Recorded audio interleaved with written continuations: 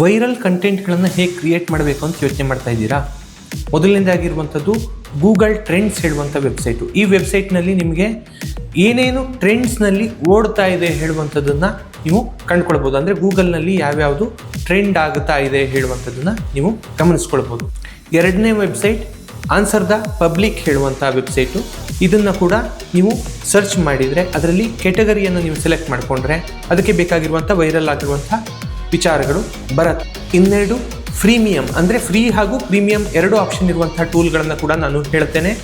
answersocrates.com ಹೇಳುವಂಥದ್ದು, ಹಾಗೆಯೇ explodingtopics.com ಹೇಳುವಂಥದ್ದು.